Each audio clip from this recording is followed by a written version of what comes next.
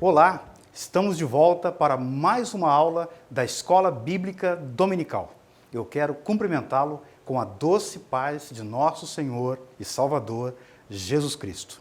Nesse trimestre, estamos estudando o verdadeiro pentecostalismo, a atualidade da doutrina bíblica sobre a atuação do Espírito Santo. E hoje, na lição de número 6, o nosso tema é a santificação, comprometidos com a ética do Espírito.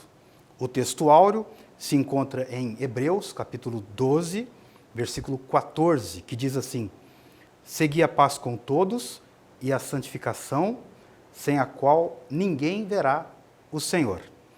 A verdade prática diz: santificação é especialidade do Espírito Santo. Ela é instantânea e, ao mesmo tempo, progressiva, pois acompanha o crescimento espiritual do crente. A leitura bíblica em classe é extraída da primeira epístola do apóstolo Pedro, no capítulo 1, versos 13 a 23. Diz assim a palavra de Deus: portanto, cingindo os lombos do vosso entendimento, sede sóbrios e esperai inteiramente na graça que se vos ofereceu na revelação de Jesus Cristo. Como filhos obedientes, não vos conformando com as concupiscências que antes havia em vossa ignorância, mas, como é santo aquele que vos chamou, sede vós também santos em toda a vossa maneira de viver. Porquanto está escrito: sede santos, porque eu sou santo. E se invocais por Pai aquele que, sem acepção de pessoas, julga segundo a obra de cada um, andai em amor. Durante o tempo da vossa peregrinação, sabendo que não foi com coisas corruptíveis, como prata ou ouro, que fostes resgatados da vossa vã maneira de viver, que por tradição recebestes dos vossos pais, mas com o precioso sangue de Cristo, como de um cordeiro imaculado e incontaminado, o qual, na verdade, em outro tempo foi conhecido, ainda antes da fundação do mundo, mas manifestado nesses últimos tempos por amor de vós. E por ele credes em Deus, que o ressuscitou dos mortos e lhe deu glória, para que a vossa fé e esperança estivessem em Deus, purificando a vossa alma na obediência à verdade, para a caridade fraternal não fingida, amai-vos ardentemente uns aos outros com coração puro, sendo de novo gerados, não de semente corruptível, mas da incorruptível, pela palavra de Deus viva e que permanece para sempre. Nossa oração diante do tema de hoje é que Deus nos capacite a ter uma vida santa e a estar comprometido com a ética do Espírito. Esse tema da santificação, infelizmente, muitas vezes é desenvolvido numa perspectiva negativa e acaba-se perdendo a beleza que o assunto reflete. Nós precisamos enfatizar que a vida de santidade está amparada na glória de Deus. Sabemos que o Deus Santo nos separou, nos tomou para Ele. Dessa forma, santidade é a capacidade de viver aqui na terra de modo que exalte o nosso Deus. A palavra de Deus é clara em ensinar que aquele que experimenta o novo nascimento, em sua mais profunda realidade, não se contenta em viver de maneira menos elevada daquilo que nos prescreve o Santo Evangelho de nosso Senhor Jesus Cristo. Cada um de nós foi chamado para ser embaixador do reino de Deus. E assim, nós representamos um reino glorioso, majestoso e amoroso. Não há como desejar nada inferior a isso. Então, se quisermos viver o verdadeiro pentecostalismo e mais, se quisermos viver o verdadeiro cristianismo, chegou o momento de lembrar que Deus é absolutamente santo. A vontade de Deus é que aqueles que creem em Cristo reflitam este caráter de santificação no seu modo de vida.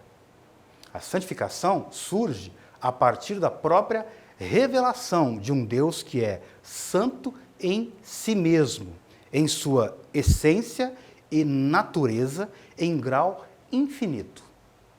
Todo cristão tem o dever e, ao mesmo tempo, o privilégio de conhecer o verdadeiro significado do que é santificação. Santidade, ser santo, santificado. O que significam esses termos? Vamos começar com o significado de santificação no Antigo Testamento. A santidade de Deus tem sua origem nele próprio. A santidade de Deus é a plenitude gloriosa de sua excelência moral. Essa verdade é revelada desde o Antigo Testamento. Deus exige santidade de seu povo porque ele é santo.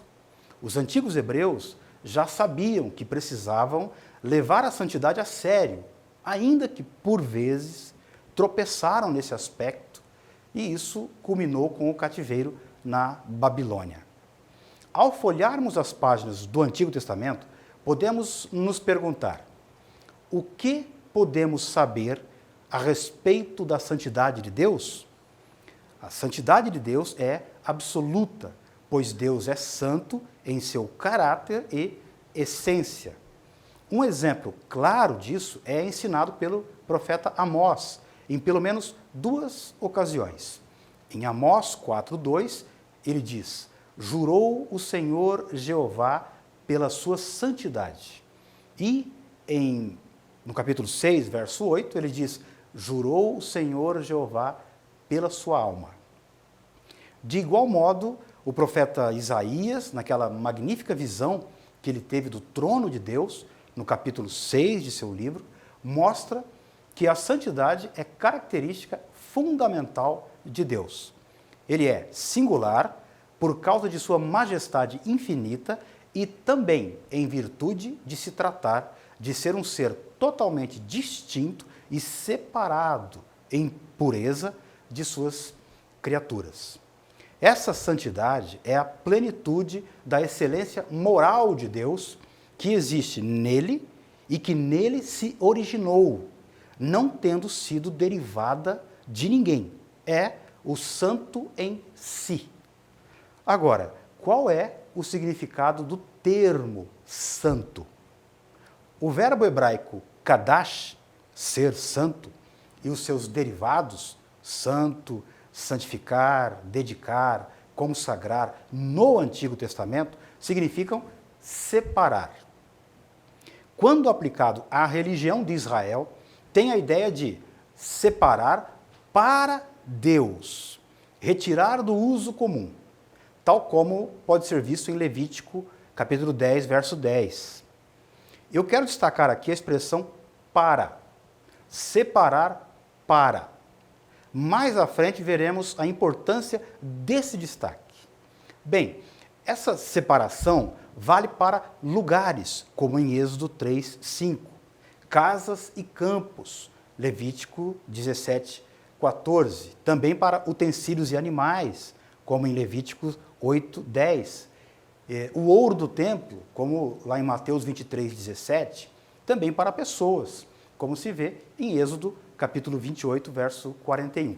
E muitas outras coisas, como dias santos, festas, etc. Assim, o sentido de santidade é de afastar-se de tudo que é pecaminoso, de tudo que contamina. A Septuaginta, versão grega do Antigo Testamento hebraico, traduz kadosh, santo, pelo termo grego hagios, que também é santo, palavra que foi adotada pelos escritores do Novo Testamento. Diante disso, perceba que santidade evoca a ideia de exclusividade. Dizer que qualquer coisa, objeto ou pessoa é consagrada, separada ou dedicada a Deus, Significa dizer que isso pertence a Ele ou serve a Ele com exclusividade. Preste atenção no que diz Êxodo, capítulo 30, verso 30.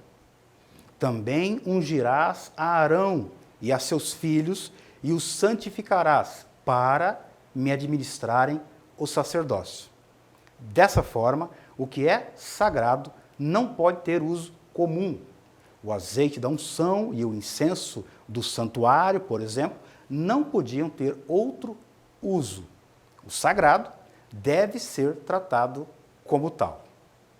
Os antigos hebreus já tinham que levar a santidade muito a sério. Agora, todos os rituais de consagração que vemos no Antigo Testamento são representações visuais de verdades espirituais reveladas no Novo Testamento, como você pode ver em Hebreus capítulo 8, verso 5 e também no capítulo 9, verso 9, por exemplo. A santidade revela a plenitude gloriosa da excelência moral de Deus e, por isso, ela é elevada. O fracasso de muitos em vivê-la não altera em nada o santo ideal de Deus para o homem, que é a sua imagem e semelhança. Precisamos, então, compreender a beleza da santidade, o valor elevado de representar o reino de Deus com coerência e sinceridade de coração. Isso não é motivo para desespero, pois nós temos o Espírito Santo como a fonte de toda a santidade, que nos ajuda a manifestar o caráter de Cristo. Se, ao falarmos em santificação, devemos pensar no caráter de Cristo, precisamos compreender, então, o que o Novo Testamento fala sobre esse tema doutrinário tão importante. Esse é o assunto do segundo tópico da nossa lição de hoje.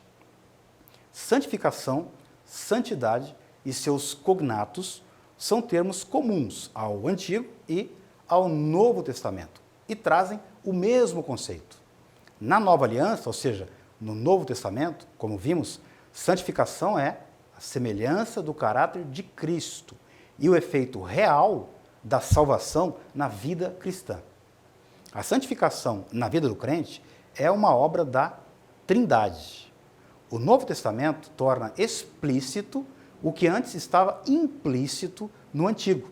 E isso diz respeito também à obra salvífica do Deus Trino. A fé cristã, e consequentemente a fé pentecostal, confessa a existência de um único Deus.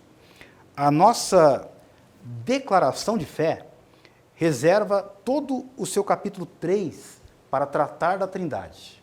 E ela diz assim: nós cremos, professamos e ensinamos o monoteísmo bíblico, que Deus é uno em essência e substância, indivisível em natureza e que subsiste eternamente em três pessoas: o Pai, o Filho e o Espírito Santo, iguais em poder, glória e majestade e distintas em função, manifestação e aspecto.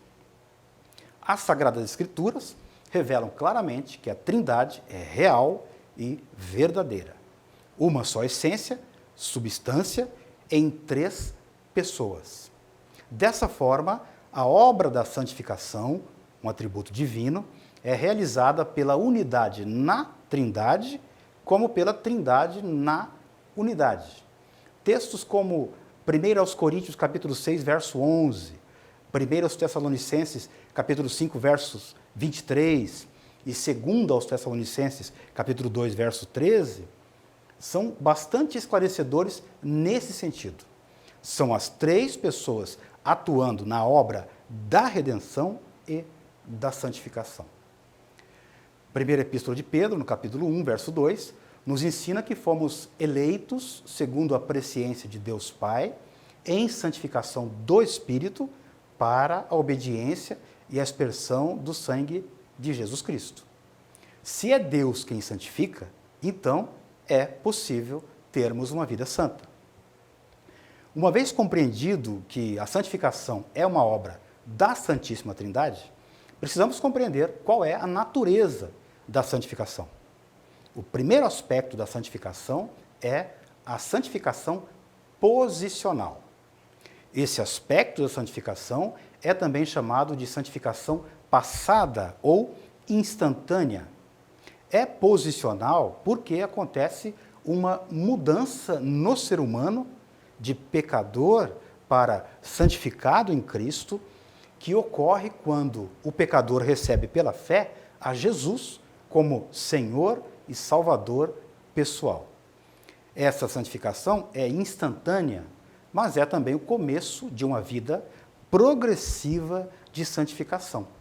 Todos nós, salvos em Jesus, somos santos. E é assim que somos reconhecidos no Novo Testamento.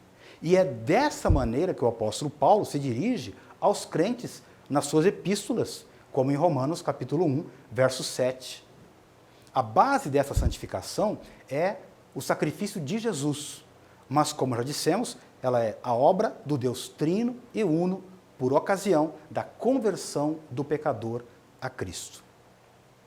O segundo aspecto diz respeito à santificação real, também conhecida como santificação presente.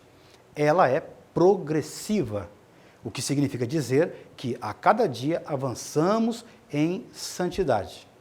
O apóstolo Paulo escreve aos Coríntios assim: mas todos nós, com cara descoberta, refletindo como um espelho a glória do Senhor, somos transformados de glória em glória, na mesma imagem, como pelo Espírito do Senhor. Isso está lá na segunda carta aos Coríntios, capítulo 3, verso 18. E observe que havia crentes carnais na igreja de Corinto, capítulo 3, da primeira carta, no verso 3. E mesmo assim, eles são considerados santos. Por isso, precisavam de crescimento espiritual. De igual modo, o apóstolo Pedro exorta a santificação. Na sua primeira epístola, capítulo 1, versos 15 e 16, ele exorta a santificação os mesmos a quem ele antes chamava santos, no capítulo 1, verso 2. Isso é possível porque somos nascidos de Deus e o Espírito Santo está em nós e habita em nós. Há ainda outro aspecto. A santificação futura é esse terceiro aspecto da santificação, conhecido também como glorificação. Na ressurreição, seremos completos, e isso é extensivo à santificação. Quando a palavra de Deus declara em Filipenses 3, 21, que transformará o nosso corpo abatido para ser conforme o seu corpo glorioso, ou seja, o corpo glorioso de Cristo. É nessa ocasião que veremos a Deus como Ele é. Essa é a nossa esperança. É possível ser santo? Sim, é possível. E deve ser o desejo de todo cristão se parecer com Jesus e ter uma vida santa, assim como o Mestre teve. Pela sua infinita graça, Deus concede vida santa a todos os pecadores, desde que eles se arrependam e confessem o nome de Jesus. Assim, Deus disponibilizou 3 meios para a santificação, pelo menos. Primeiro, o sangue de Jesus. Hebreus 13, 12 diz: e por isso também Jesus, para santificar o povo pelo seu próprio sangue, padeceu fora da porta. Segundo, o próprio Espírito Santo, como diz Paulo na segunda carta aos Tessalonicenses. E em terceiro, a própria palavra de Deus. Em João 17, 17, Jesus diz: santifica-os na verdade, a tua palavra é a verdade. O Senhor nos forneceu todos os recursos necessários para uma vida santa e separada do mundanismo. Agora que vimos um pouco do que a Bíblia fala a respeito da santificação, vamos compreender como isso se aplica à vida do crente. Observe, a vida do crente. Na obra Teologia Sistemática Pentecostal, encontramos uma advertência que precisa ser levada a sério. Eu quero ler isso na íntegra.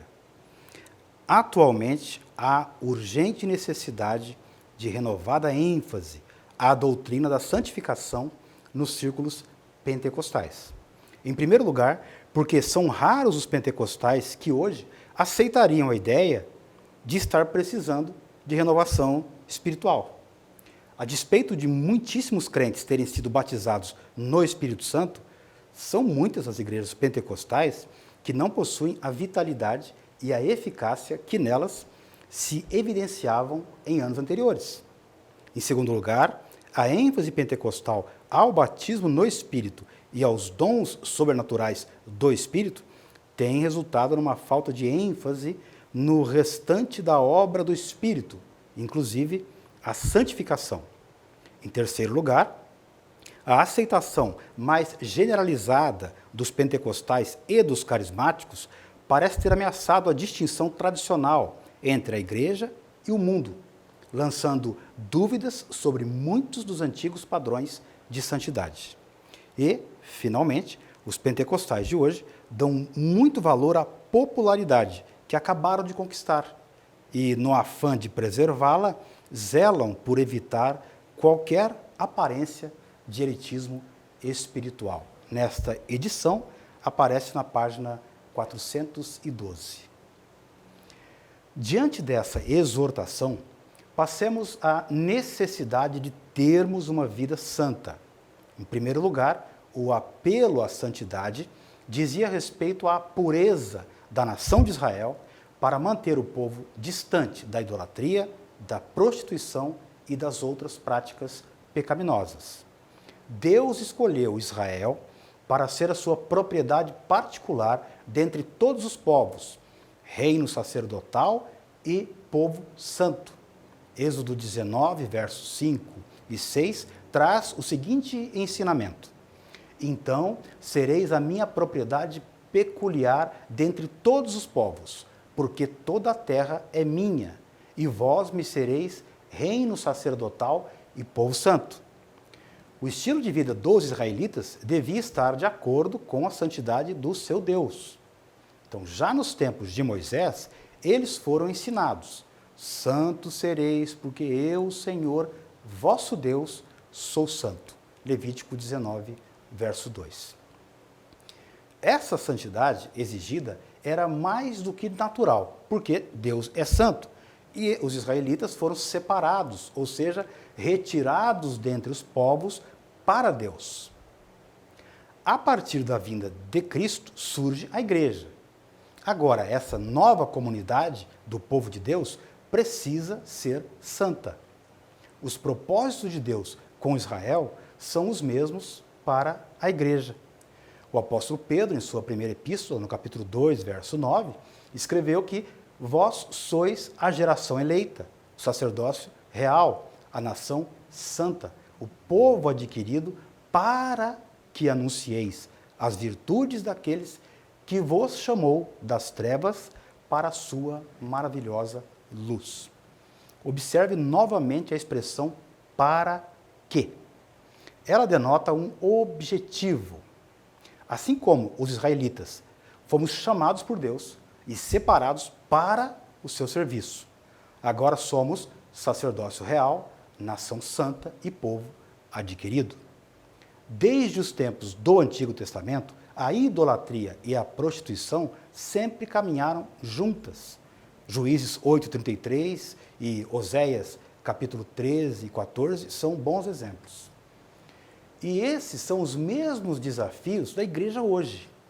O apóstolo Paulo escreve aos Tessalonicenses: porque essa é a vontade de Deus, a vossa santificação, que os abstenhais da prostituição. 1 Tessalonicenses 4:3. Devemos fugir da prostituição e também da idolatria, como o mesmo apóstolo escreve aos Coríntios, no capítulo 10, verso 14. A necessidade de santificação, então, é uma exigência natural. Essa exigência é mais do que natural, porque Deus é santo. Mas como é santo aquele que vos chamou, sede vós também santos em toda a vossa maneira de viver, porquanto está escrito: sede santos, porque eu sou santo. 1 de Pedro 1, 15 e 16. Assim como é o seu Filho Jesus Cristo. Da mesma maneira como Deus escolheu e santificou o povo de Israel para viver em santidade, assim também o Senhor Jesus nos chamou para vivermos uma vida santa. Israel precisava viver longe das práticas imorais dos cananeus. Nós, da mesma forma, devemos nos abster da prostituição. Agora, precisamos lembrar que o título dessa aula trata da santificação como ética do espírito. Então, o que é ética? Não podemos confundir ética com santificação. A ética é o estudo da conduta. Em geral, ela é definida como um código moral ou uma série de práticas que se consideram moralmente aceitáveis. O termo vem da palavra grega ethos, que significa hábito, costume, e que aparece somente uma vez no Novo Testamento, no plural, em um provérbio popular usado pelo apóstolo Paulo, onde ele diz: as más conversações corrompem os bons costumes. 1 Coríntios 15, 33. A ética do espírito, contudo, é diferente da ética legalista. Para o legalista, prevalece a letra da lei e não o espírito da lei. Vale o amor ao dever, uma observância fanática dos preceitos legais.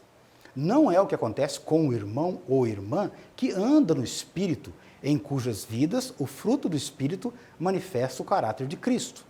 A nossa ética trata-se de um estudo sistemático sobre os princípios e as práticas do que é certo e errado à luz das Escrituras Sagradas.